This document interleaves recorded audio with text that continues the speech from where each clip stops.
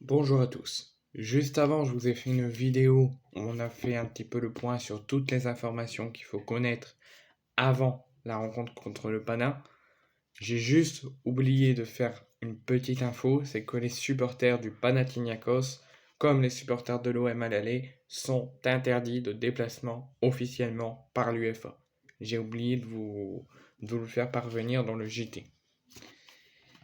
Dans cette vidéo, on va faire un point sur la traditionnelle conférence de presse d'avant-match avant la rencontre cruciale et fondamentale ce soir au Vélodrome à 21h contre le Pana. Ceux qui se sont présentés au Vélodrome dans la salle de presse devant les journalistes, c'est Jordan Verretou, où son avenir est en train d'être cité loin de l'OM, et Marcelinho. C'est Jordan Verretou et Marcelinho qui se sont présentés devant les journalistes, mais c'est Jordan Verretou qui a débuté la conférence de presse avant de laisser sa place au coach. Jordan Verretou est revenu au début de conférence de presse sur le match aller perdu contre le Pana en Grèce. Il nous dit: on a assez travaillé cette semaine pour corriger nos erreurs de la dernière fois. On doit tout donner pour renverser la tendance. Ensuite, il a un petit peu parlé de la victoire de l'OM le week-end dernier contre Reims, en championnat, qui a repris un petit peu de confiance après la performance médiocre en Grèce. Il nous dit: gagner au Vélodrome donne de la confiance, c'est important de commencer la saison de cette façon, on était plus solide et plus compact derrière. Ensuite, sur la concurrence en plein mercato, mais aussi durant la saison, qu'il y aura au milieu, qui des fois pourrait lui permettre d'être pas titulaire mais sur le banc. Il nous dit: c'est bien d'avoir de la concurrence au milieu, ça nous permet d'élever notre niveau de jeu, la concurrence est saine dans l'équipe et c'est positif pour le groupe. Ensuite, concernant le mercato actuel de l'OM et son avenir qui est cité loin de l'OM, est-ce qu'il va nous confirmer qu'il va rester à l'OM? Est-ce qu'il va nous confirmer qu'il y a des offres, que c'est en train d'être étudié et qu'il pourrait partir?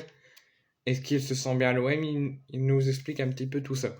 Il nous dit: je suis très content d'être à l'OM. Donc pour lui, il se sent bien à l'OM, il est très content.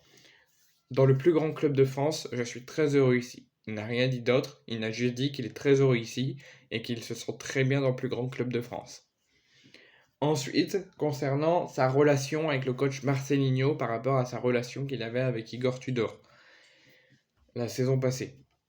Il nous dit: avec le coach, on discute souvent, on regarde nos matchs à la vidéo, en parlant tous ensemble, on essaye de corriger toutes les erreurs. On a beaucoup travaillé cette semaine pour rectifier le tir ce soir contre le Pana. Ensuite, concernant l'amélioration de leur football actuel, qui est un petit peu compliqué. Il nous dit: ça fait qu'on travaille avec le coach, on va améliorer notre football, le match de demain est important et on va tout donner pour le gagner. Ensuite, concernant les joueurs qu'il y a à l'OM, la passion de l'OM. Il nous dit: on est l'OM, on a des joueurs d'expérience, on a tout ce qu'il faut pour gagner le match de demain, les joueurs cadres vont apporter et encourager tout le monde. Donc il nous dit: ils se soutiennent, ils ont de la confiance, ils sont sereins et ils ont de l'expérience et tout ce qu'il y a dans le groupe peut les aider à apporter quelque chose et se qualifier. Ensuite, sur le retour de blessure d'Unai et sur sa performance actuelle depuis ce retour de blessure. Parce que les deux, pour ma part, le retour d'Aminaret et d'Unai a été très vite. Moi, je pensais que ça allait durer vraiment très longtemps. Pour l'instant, ils sont en train de performer, selon moi. Donc, Verretou a un petit peu parlé d'Unai. Il qualifie Unai comme joueur très bon techniquement pendant les matchs. Après, il nous dit: il est en train de retrouver son meilleur niveau après une longue blessure. Pour ceux qui ne se souviennent plus, il s'était blessé à l'orteil durant la Coupe du Monde au Qatar. Il peut jouer dans l'axe et sur les côtés, il sera important pour nous. Dans le 1 contre 1, il va beaucoup apporter. Ensuite, concernant les défaites précédentes, notamment au Vélodrome devant leur public, il nous dit: on doit apprendre de nos défaites précédentes. On n'a pas fait le job là-bas, on veut être fort devant notre public. En fait, il a parlé un petit peu des pertes de résultats au Vélodrome, surtout devant leur public, et la performance du match aller. Ensuite, sur l'objectif totalement raté sous Igor Tudor la saison dernière, du fait qu'on n'est pas terminé deuxième et qu'on est en train d'être en difficulté aujourd'hui en tour préliminaire. Il nous dit on aurait aimé terminer second la saison passée, il faut que l'on croie en nous, on est capable de faire de très belles choses. Et enfin, avant de laisser sa place à Marcelinho, Verretou a un petit peu parlé de la composition technique, de la composition actuelle de l'OM.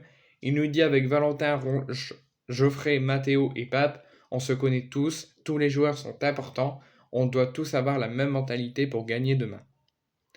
C'est ce qu'a clôturé Verretou pour sa première conférence de presse de la saison et la conférence de presse avant le match contre le Pana. Ensuite, place à Marcelinho qui est revenu un petit peu sur la victoire au Vélodrome en championnat le week-end dernier contre Reims. Il nous dit je suis toujours optimiste, un entraîneur ne doit pas être pessimiste, je suis sûr, je vais y arriver qu'on le va gagner demain. Ensuite sur Iliman Ndiaye. Pour lui, il attend d'Iliman Ndiaye une participation complète de sa part. Il nous dit qu'Iliman Ndiaye cette saison ne jouera pas véritablement faux neuf et on doit s'améliorer sur l'aspect offensif. Il y a eu plusieurs changements dans l'équipe, mais pour lui, il considère l'équipe prête pour le match contre le Pana ce soir. Ensuite, concernant l'équilibre qu'il y a actuellement à l'OM, offensivement mais défensivement. Il nous dit pour établir un équilibre offensif et défensif, on doit regarder les qualités de chacun. Quand on joue tous les 3 jours, il faut être tout le temps dévoué. On ne peut pas tout le temps avoir le ballon, mais il faudra se créer plus d'occasions. Ensuite, sur la possession de balles, de jeu que l'OM doit avoir à chaque match. Il nous dit je n'aime pas improviser, peu importe s'il y a 2 ou 3 joueurs au milieu de terrain, pour avoir la possession, il faut avoir de la mobilité de la part des joueurs. Ensuite, sur le mercato actuel, il n'a pas répondu, il a uniquement dit que cette question, ça doit être posé pas à lui, mais aux dirigeants, et que pour lui, il se concentre, lui et l'équipe, uniquement sur le match de demain, sur le match de ce soir contre le Pana, et pas sur les transferts actuels du mercato d'été. Lui, il s'intéresse pour l'instant pas au mercato, il laisse les dirigeants s'en occuper et se concentre uniquement sur les matchs que l'OM doit jouer, et ça démarre déjà ce soir contre le Pana. Ensuite, concernant Vitinha, il nous dit que tous les joueurs disponibles sont importants pour nous. Il nous dit en même temps que François-Régis Mouret, comme je vous l'ai dit lors de l'avant-match, quand je vous ai annoncé le groupe, il fait partie des 4 absents. Donc Mouret n'est pas disponible pour blessure après son coup reçu contre Reims. Il nous dit que tout le monde peut débuter demain. Donc il nous dit, hormis les 4 absents qu'on a là, de Mouret, de Malinowski, de Kondogbia et du dernier que je me souviens à chaque fois plus, de Pape Gueye, tous les joueurs qui sont actuellement là à l'OM sont disponibles pour demain. Et pour un attaquant, c'est important de marquer des buts et de gagner de la confiance. C'est ce qu'il parle pour Vitinha. Concernant Unai, il nous dit, il discute beaucoup avec lui, il en a discuté avec lui sur son poste qu'il pourrait être positionné cette saison. Il nous dit il est prêt à évoluer à ce poste de milieu gauche. Pour moi, tout le monde doit savoir défendre, c'est quelque chose de collectif. Je veux inculquer ça à mes joueurs. Je fais des bilans collectifs, mais pas individuels. Ensuite, sur François-Régis Mouret, concernant son diagnostic, il nous dit que cette question, comme tout à l'heure avec le mercato qui ne voulait pas répondre et que cette question, fallait la poser aux dirigeants. Il dit la même chose pour la blessure potentielle de Mouret et le diagnostic. Lui, il ne veut pas répondre. Il nous dit que cette question, ce n'est pas posée à lui, mais au docteur, et qu'ils verront après le match et durant la semaine prochaine son évolution. Contre Reims, il aurait reçu un coup à la cheville. Et en ce qui concerne Kondogbia, qui est suspendu pour ce match retour, on le verra normalement lors du prochain match, après celui de demain. Ensuite, sur l'aspect physique actuel de l'OM. Il nous dit c'est impossible d'avoir tout le monde à 100% à chaque match. Et c'est surtout impossible d'avoir tout le monde à 100% en seulement un mois d'adaptation avec le nouveau coach et le nouveau staff. Ça arrive à d'autres clubs de réussir très vite à être à 100%, mais pour nous, on n'est pas à 100% physiquement et footballistiquement parlant. Avec les efforts de tous les joueurs, on pourra gagner demain et se qualifier.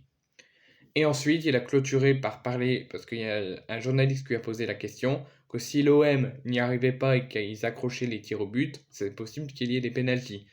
Il nous dit: je ne pense pas aux pénaltys, si on a la bonne attitude demain, on se qualifiera.